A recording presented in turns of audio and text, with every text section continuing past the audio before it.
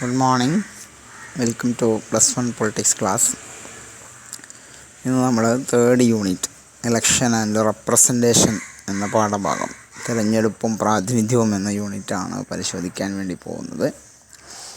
നമുക്കറിയാം, നമ്മുടെ രാജ്യം ഒരു ഡെമോക്രാറ്റിക് ആയിട്ടുള്ള ജനാധിപത്യ രാജ്യമാണ്. ഒരു ജനാധിപത്യ രാജ്യത്ത് തിരഞ്ഞെടുപ്പിനുള്ള പ്രാധാന്യം വളരെ വലുതാണ്. പ്രധാനമായും ഈ പാഠഭാഗം തുടങ്ങുന്നത് 2 ചോദ്യങ്ങൾ ചോദിച്ചുകൊണ്ടാണ്. തിരഞ്ഞെടുപ്പ് നടത്താതെ ജനാധിപത്യം നിലനിർത്താൻ കഴിയുമോ? ജനാധിപത്യം ഇല്ലാതെ തന്നെ നമുക്ക് തിരഞ്ഞെടുപ്പ് നടത്താൻ കഴിയുമോ? Is it possible to have democracy without election? Is it possible to have elections without democracy? ആദ്യം നമുക്ക് ഒന്നാമത്തെ ചോദ്യത്തിലേക്ക് വരാം. തിരഞ്ഞെടുപ്പില്ലാതെ ജനാധിപത്യം സാധ്യമാണോ? ഇതിനുത്തരമായി നമുക്ക് പറയാൻ പറ്റുക, സൈദ്ധാന്തികപരമായി പറയുകയാണെങ്കിൽ ജനാധിപത്യത്തിന് തിരഞ്ഞെടുപ്പ് ആവശ്യമില്ല എന്ന് നമുക്ക് പറയാം. എന്താണ് കാരണം? ഒരു തീരുമാനമെടുക്കുന്നതിന് മുമ്പ് രാജ്യത്തെ മുഴുവൻ ആളുകളോടും അഭിപ്രായം ചോദിക്കുന്ന രീതിക്കാണ് ജനാധിപത്യം എന്ന് പറയാം. അതിന് തിരഞ്ഞെടുപ്പിൻ്റെ ആവശ്യം വരുന്നില്ല. എന്തെങ്കിലും ഒരു തീരുമാനം എടുക്കുന്നതിന് മുമ്പ് ആ രാജ്യത്തെ ആളുകളെ മുഴുവൻ വിളിച്ചു ചേർത്ത് അവരോട് അഭിപ്രായം ചോദിച്ചതിന് ശേഷം തീരുമാനമെടുക്കലാണ് ജനാധിപത്യം. പുരാതന ഗ്രീക്കിലെ സിറ്റി സ്റ്റേറ്റുകളൊക്കെ ഇത്തരത്തിലായിരുന്നു തീരുമാനങ്ങൾ എടുത്തിരുന്നത്. ഇപ്പോൾ സൈദ്ധാന്തികപരമായി നമുക്ക് പറയാം, ഒരിക്കലും ജനാധിപത്യത്തിന് തിരഞ്ഞെടുപ്പ് ആവശ്യമില്ല. എന്നാൽ പ്രായോഗികമായി എന്താണ് അവസ്ഥ? ഇന്ത്യയെ പോലുള്ള ഇന്നത്തെ ആധുനിക രാജ്യങ്ങളൊന്നും ഗ്രീസിലെ സിറ്റി സ്റ്റേറ്റുകളെ പോലെയല്ല. അവിടെ ജനസംഖ്യ വളരെ കൂടുതലാണ്. അവിടെ ഒരിക്കലും എല്ലാ ആളുകളോടും അഭിപ്രായം ചോദിക്കുക എന്നുള്ളത് സാധ്യമായ ഒരു കാര്യമല്ല. അതുകൊണ്ട് തന്നെ ജനങ്ങൾ അവരുടെ പ്രതിനിധികളെ തിരഞ്ഞെടുക്കുകയും ആ പ്രതിനിധികളോട് അഭിപ്രായം ചോദിക്കുകയും ചെയ്യുന്ന രീതിയാണ് നടന്നുകൊണ്ടിരിക്കുന്നത്. അതുകൊണ്ട് തന്നെ ആധുനിക രാഷ്ട്രങ്ങളിൽ ജനാധിപത്യം സ്ഥാപിക്കണമെങ്കിൽ തിരഞ്ഞെടുപ്പ് ഒഴിച്ചുകൂടാൻ പറ്റാത്തതാണ്. This unit begins with 2 questions. First one is it possible to have democracy without election? Theoretically, yes. If all people participate in the decision making process, we have democracy. Then elections are not required. This kind of system existed in the ancient Greek city states. Then population was very small and all people could participate in decision making process. But this is not possible in modern times.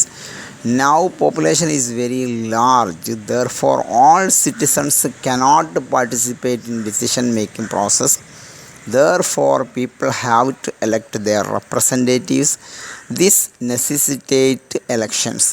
Therefore in modern times it is impossible to have democracy without an election. ഇനി രണ്ടാമത്തെ ചോദ്യം നമ്മൾ പരിശോധിച്ചാൽ, ജനാധിപത്യമില്ലാതെ തിരഞ്ഞെടുപ്പ് സാധ്യമാവുമോ എന്നുള്ളതാണ്. നമുക്ക് ഇല്ല എന്നാണ് അതിൻ്റെ ഉത്തരം. എന്തുകൊണ്ടാണ് ജനാധിപത്യമില്ലാതെ തിരഞ്ഞെടുപ്പ് സാധ്യമാവാത്തത്? ഒരു തിരഞ്ഞെടുപ്പ് നടത്തണമെങ്കിൽ ആ രാജ്യത്ത് ഒരു ജനാധിപത്യ സിസ്റ്റം ഉണ്ടായിരിക്കണം.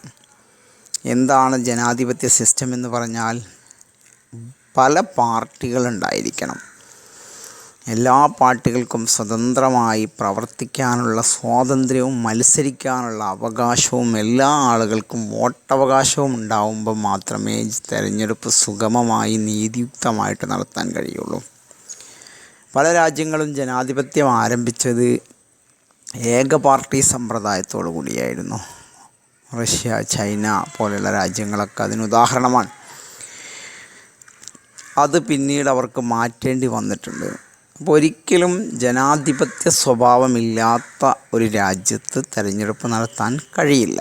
ജനാധിപത്യപരമായി കാര്യങ്ങൾ തീരുമാനിക്കുന്ന, പല ആളുകൾക്ക് അഭിപ്രായം പറയാൻ സ്വാതന്ത്ര്യമുള്ള, എല്ലാവർക്കും വോട്ടവകാശമുള്ള, എല്ലാവരും അംഗീകരിക്കുന്ന നിയമങ്ങൾ തിരഞ്ഞെടുപ്പിന് വേണ്ടി ഉണ്ടാക്കാൻ കഴിയുന്ന ഒരു രാജ്യത്തിന് മാത്രമേ ജനാധിപത്യ രീതിയിൽ തിരഞ്ഞെടുപ്പ് നടത്താൻ കഴിയുള്ളൂ. അപ്പം ഇലക്ഷൻ നടത്തണമെങ്കിലും ജനാധിപത്യം ആവശ്യമാണ്.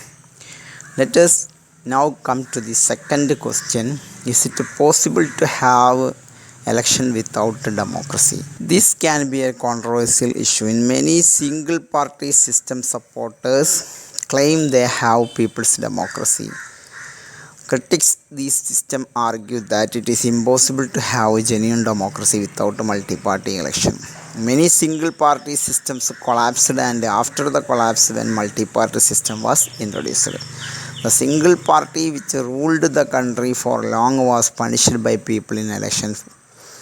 Example, Soviet Union and other communist and other parties. Single party system decisively beaten in elections in Russia. In monarchies there are no elections. Democracy and monarchy cannot go together. It is impossible to have democracy without multi-party system. ഇനി നമുക്ക് തിരഞ്ഞെടുപ്പ് സമ്പ്രദായത്തെക്കുറിച്ചാണ് പറയാനുള്ളത്. ഓരോ രാഷ്ട്രവും തിരഞ്ഞെടുപ്പ് നടത്തുന്നതിന് വ്യത്യസ്തമായ നിയമങ്ങളും രീതികളും പിന്തുടരുന്നുണ്ട്. അതിനെയാണ് തിരഞ്ഞെടുപ്പ് സമ്പ്രദായം എന്ന് പറയുന്നത്. Every country follows unique systems to conduct their elections. This system is known as election system. പ്രധാനമായും 2 തരത്തിലുള്ള തിരഞ്ഞെടുപ്പ് സമ്പ്രദായങ്ങളാണ് ഉള്ളത്. അതിൽ ഒന്നാമത്തേത് FPTP സിസ്റ്റം അഥവാ കേവല ഭൂരിപക്ഷ വ്യവസ്ഥ. രണ്ടാമത്തേത് ആനുപാതിക പ്രാതിനിധ്യ വ്യവസ്ഥ, പ്രൊപ്പോർഷണൽ റെപ്രസെൻറ്റേഷൻ സിസ്റ്റമാണ്. നമുക്കിത് രണ്ടും എന്താണ് എന്നൊന്ന് പരിശോധിക്കാം. കേവല ഭൂരിപക്ഷ വ്യവസ്ഥ അഥവാ first past the post system ഇന്ത്യയിൽ ലോകസഭയിലേക്കും സംസ്ഥാന നിയമസഭകളിലേക്കും ഇപ്പോൾ നടക്കാൻ പോകുന്ന പഞ്ചായത്ത് തിരഞ്ഞെടുപ്പുകളിലുമൊക്കെ ഉപയോഗിക്കുന്ന ഒരു സിസ്റ്റമാണ്. ഈ സിസ്റ്റം അനുസരിച്ച്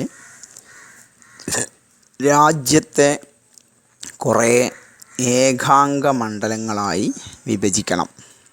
എന്താണ് ഏകാംഗ മണ്ഡലം എന്ന് പറഞ്ഞാൽ?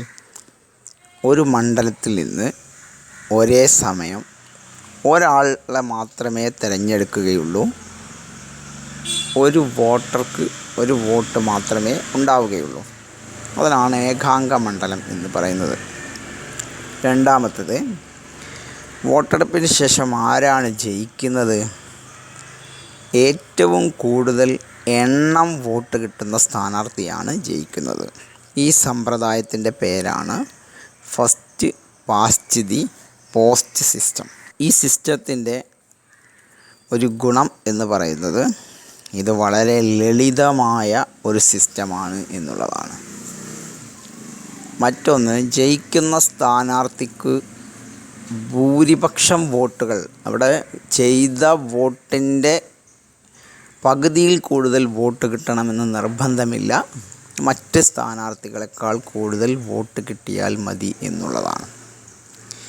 ഇന്ത്യ സ്വീകരിച്ചിരിക്കുന്നത് ഈ സിസ്റ്റമാണ്. ഇവിടെയുള്ള ഒരു പ്രശ്നം ന്യൂനപക്ഷങ്ങൾക്ക് അല്ലെങ്കിൽ അംഗസംഖ്യ കുറവുള്ള പാർട്ടികൾക്ക് പ്രതിനിധികളെ ലഭിക്കില്ല എന്നതാണ്. അതിന് പരിഹാരമായി നമ്മുടെ ഭരണഘടന ചെയ്തിരിക്കുന്നത് ചില മണ്ഡലങ്ങൾ ഈ ന്യൂനപക്ഷങ്ങൾക്ക് വേണ്ടി, പ്രത്യേകിച്ച് SC ST വിഭാഗങ്ങൾക്ക് വേണ്ടി സംവരണം ചെയ്തു വച്ചിരിക്കുന്നു എന്നുള്ളതാണ്. അപ്പം ഈ സിസ്റ്റത്തിൻ്റെ ഒരു പ്രധാനപ്പെട്ട പോരായ്മ എന്ന് പറയുന്നത്, നമുക്ക് വേണമെങ്കിൽ എന്ത് പറയാം, ന്യൂനപക്ഷങ്ങൾക്ക് പ്രാതിനിധ്യം ലഭിക്കില്ല എന്ന് പറയാം. രണ്ടാമത്തേത്, ജയിക്കുന്ന സ്ഥാനാർത്ഥി ഭൂരിപക്ഷം കിട്ടി ജയിക്കുന്ന സ്ഥാനാർത്ഥിയാകണമെന്നില്ല. ABCD 4 സ്ഥാനാർത്ഥികൾ മത്സരിക്കുന്നു എന്ന് വിചാരിക്കാം. എക്ക് 20 വോട്ട് കിട്ടി, ബിക്ക് 40 വോട്ട് കിട്ടി, സിക്ക് 30 വോട്ട് കിട്ടി, ഡിക്ക് 10 വോട്ട് കിട്ടി. ഇവിടെ ജയിക്കുന്നത് ആരാണ്? സി ആണല്ലോ. സിക്ക് 40 വോട്ട് കിട്ടിയതുകൊണ്ട് ജയിക്കുന്നത് സി ആണ്. പക്ഷെ അവിടെ നമ്മൾ പറയും 60 പേരും ആർക്കെതിരാണ്? സി എന്ന സ്ഥാനാർത്ഥിക്ക് എതിരാണ്. പക്ഷേ ഈ സിസ്റ്റം പ്രകാരം കൂടുതൽ എണ്ണം വോട്ട് കിട്ടി എന്ന ആനുകൂല്യത്തിൽ ജയിക്കുന്നത് അവരാണ്. അപ്പോൾ ഇതാണ് ഈ സിസ്റ്റത്തിൻ്റെ ഒരു പ്രധാനപ്പെട്ട പോരായ്മ. ഭൂരിപക്ഷം വോട്ടുകൾ കിട്ടിയിട്ടില്ലെങ്കിലും സ്ഥാനാർത്ഥികൾ ജയിക്കുന്നു എന്നുള്ളതാണ്. ലളിതമാണ് ഈ സിസ്റ്റം എന്നൊക്കെ നമ്മൾ പറഞ്ഞു. ഇനി രണ്ടാമത്തെ മറ്റൊരു സിസ്റ്റമാണ് പ്രൊപ്പോർഷണൽ റെപ്രസെൻറ്റേഷൻ സിസ്റ്റം, ആനുപാതിക പ്രാതിനിധ്യ രീതി. ഇസ്രായേൽ നിലവിലുള്ള ഒരു സിസ്റ്റമാണ്. മറ്റു പല ലാറ്റിൻ അമേരിക്കൻ, യൂറോപ്യൻ രാജ്യങ്ങളിലും ഈ സിസ്റ്റമുണ്ട്. ഇതിൻ്റെ ഒരു പ്രത്യേകത എന്ന് പറയുന്നത് ആ രാജ്യത്തെ എല്ലാ പാർട്ടികൾക്കും അവർക്ക് ലഭിച്ചിരിക്കുന്ന വോട്ടിൻ്റെ എണ്ണത്തിൻ്റെ അടിസ്ഥാനത്തിൽ അവർക്ക് സീറ്റുകൾ അഥവാ പ്രതിനിധികളെ ലഭിക്കുന്നു എന്നതാണ് ഈ സിസ്റ്റത്തിൻ്റെ ഒരു പ്രത്യേകത. ഉദാഹരണത്തിന് 1000 വോട്ട് ലഭിച്ച പാർട്ടിക്ക് 1 മെമ്പർ, 10,000 വോട്ട് ലഭിച്ച പാർട്ടിക്ക് 10 മെമ്പർ, 2000 വോട്ട് ലഭിച്ച പാർട്ടിക്ക് 2 മെമ്പർ. ഒരു ഉദാഹരണം. ഇതേപോലെ ഓരോ പാർട്ടികൾക്കും അവർക്ക് ലഭിച്ചിരിക്കുന്ന വോട്ടിൻ്റെ എണ്ണത്തിൻ്റെ അടിസ്ഥാനമനുസരിച്ച് അവർക്ക് പ്രതിനിധികളെ ലഭിക്കുന്നു എന്നതാണ് ഈ സിസ്റ്റത്തിൻ്റെ ഒരു പ്രത്യേകത. ഈ സിസ്റ്റം അനുസരിച്ച് 2 രീതിയിലാണ് വോട്ടെടുപ്പ് നടക്കുന്നത്. ഒന്ന്, ഏക കൈമാറ്റ വോട്ട് വ്യവസ്ഥ അഥവാ ഹെയർ വ്യവസ്ഥ, സിംഗിൾ ട്രാൻസ്ഫറബിൾ വോട്ടിംഗ് സിസ്റ്റം അല്ലെങ്കിൽ ഹെയർ സിസ്റ്റം. രണ്ടാമത്തേത് ലിസ്റ്റ് സിസ്റ്റമാണ്, ലിസ്റ്റ് വ്യവസ്ഥ. അത് രണ്ടും എന്താണ് എന്ന് നമ്മൾ വിശദമായി പിന്നീട് പഠിക്കും. Now let us discuss election systems. There are 2 election systems existed in parliamentary system. One is first past the post system and another one is PR system, proportional representation system. What is first past the post system? In India we have the parliamentary system of democracy. People elect representatives to parliament under the system. According to this system, the country is divided into constituencies, single member constituencies. What do you mean by single member constituency? In this system, each constituency elects only one member, and at the count of votes, the member who obtains the higher number of votes is declared elected. For example, A, B, C, D, E. There are 5 candidates in a constituency. A gets 30%, B gets 25%, C gets 20%, D gets 50%, and E gets 10% of the votes polled. A is declared elected because A got more number of seats. The important feature of this system is that the candidate who secures the large number of votes is declared elected. The winning candidate need not get a majority of votes. This system is called the first past the post system. Here, election is like a race. The person who crosses the winning first past is the winner. The system also called plurality system. This system is very simple. The deficiency of this system is that candidate gets elected the largest number of votes, even majority of votes are against him. It is also possible that a party which does not get majority of votes may get vast majority of seats. An Indian constitution provides reservation for seats in the Lok Sabha and state legislative assemblies for SC and STs. The number of seats reserved are proportional to their share in population. Now we have 543 seats in the Lok Sabha. Of this, 79 seats are reserved for SC and 41 for ST. Reservation was introduced for a period of 10 years. Later, it was extended up to 10 years. Second election system is proportional representation system. According to this system, each party is allotted the number of seats in the parliament in proportion to its share of votes. Remember that the voters vote for the parties and not for the candidates.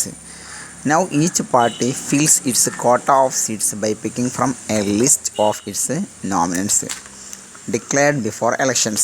This system is called proportional representation system. Here a party gets the same proportion of seats its proportion of votes.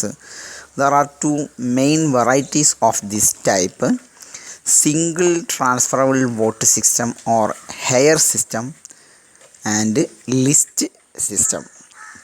These are the two election systems. One is FPTP system and other is proportional representation system. We will discuss proportional representation system later. Here are some questions. First is it have possible democracy without election? Second, is it possible to have elections without democracy? ഒന്നാമത്തത്, ജനാധിപത്യമില്ലാതെ തെരഞ്ഞെടുപ്പ് സാധ്യമാണോ? തെരഞ്ഞെടുപ്പില്ലാതെ ജനാധിപത്യം സാധ്യമാണോ? Second question, what do mean by first past the post system? FPTP സിസ്റ്റത്തെക്കുറിച്ച് ചുരുക്കി വിവരിക്കുക. Second one, right about the PR system, proportional representation system.